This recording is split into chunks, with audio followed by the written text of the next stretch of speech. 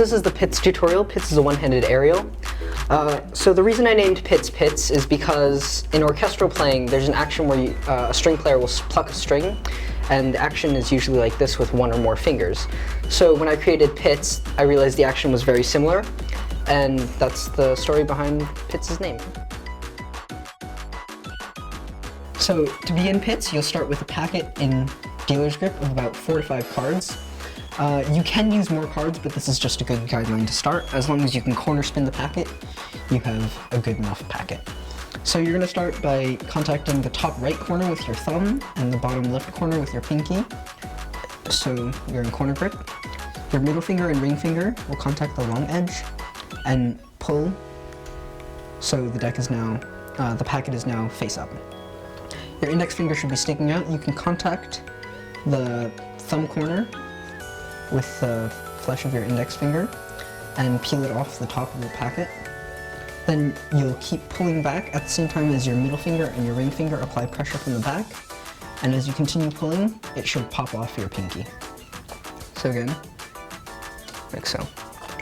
Now, Pizz can be done as a single card shot, like so. However, I tend to do it as a multiple card shot, like this.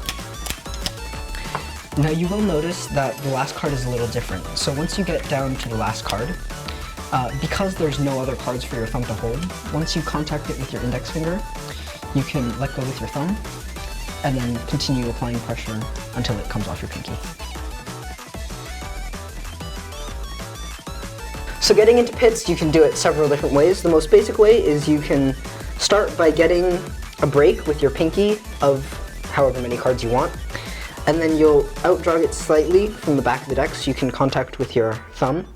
And then you'll use your middle ring and pinky of your other hand to turn the packet over into dealer's grip, like so. And then you can continue with normal Pizz. The other way you can do it is you can do a dribble, like so, and stop when you have a sized packet that you want. And then do a single turn with your index finger, so again, it's in dealer's grip. Alright, so now we'll be getting into different variations for Pizz. These are mostly just different ways to get into it and ways to make it more interesting to watch, rather than just this. So the first way is very similar to the dribble way, but you're going to add an extra twirl in the beginning before the shot. So you're going to do the dribble again. You're going to have a slightly larger packet. You're going to do a single turn with your index finger, but this time your middle finger is going to contact the front of the packet. You're going to peel a card off and clip it between your middle finger and your index finger, and you're going to turn it 180 degrees on top of the base packet. So again, here, contact, peel off a card, and turn it in. And you can do a Charlier cut at the same time if you'd like. And after that, you go straight into Pizz because you'll be in dealer's grip. You can do Pizz.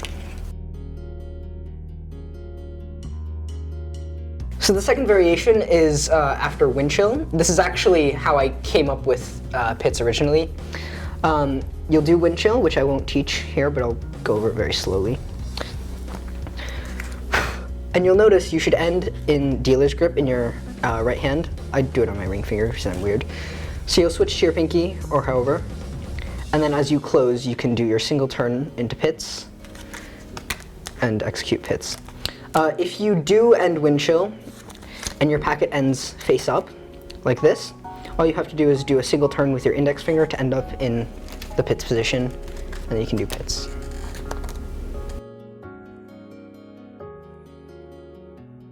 So the third variation that I'll be teaching looks like this. It comes with a deck twirl, a peel off, and then Pizz.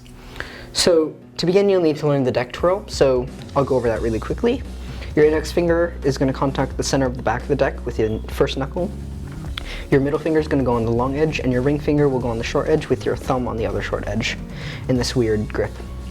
So you're going to contact the center of the face of the deck with your first thumb knuckle, and you'll be able to pivot the deck using your middle finger and your ring finger into your pinky, and then once you get it up to speed, the momentum will carry it into your other fingers so it doesn't fall backwards, like so.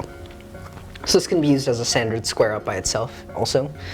So to do it with pits, you'll do the twirl, and you'll notice right after the twirl, your index finger is still contacting the deck. You should be able to peel off a card, like so, into dealer's grip. So like this. So once you do that, you'll do a roll down into dealer's grip, where you can do a Charlier cut and do pits. So again, like so.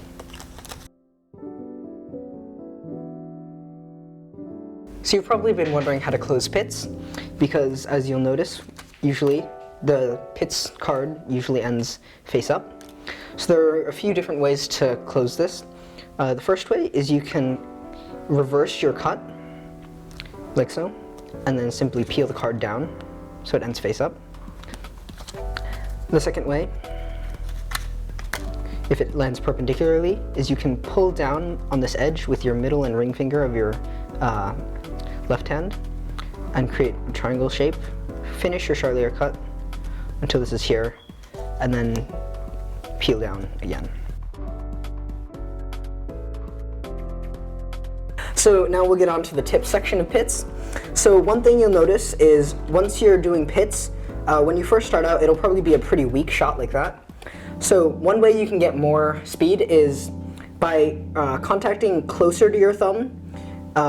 It'll give more spin, and then also putting more tension and creating more tension, that'll give more power to the shot. Another way that you might notice is if you do it too far to the center, you'll have something that's like that, and it's more like an ATM kind of rotation, which is kind of like this, rather than like this, like a flicker shot. So that is a different version of pits. However, the easiest way to catch is usually from the corner. So again, put as much tension as you can comfortably do without dropping the packet or sending it shooting out of your hand. So the next tip is about the end of the pits if you do a multiple card shot. So when you get to the last card, you'll notice that if you try and contact, right, there's nothing to peel off of, so you might just do this. However, one thing you should get into your head is that you don't necessarily need to hold the packet with your thumb. You can clip it just with your index, pinky, and middle and ring like this. And what this does is this lets you have a lot more control over where exactly you want the card to go, like so. So that was the pits tutorial. I hope you enjoyed it. If you have any questions, or just want to say hi, I'm on the Cardistry Discord server, which is hopefully linked in the description. If you end up learning pits and you want to show me a performance, you can tag me on Instagram at Pi4Music. That's P-I-4 music.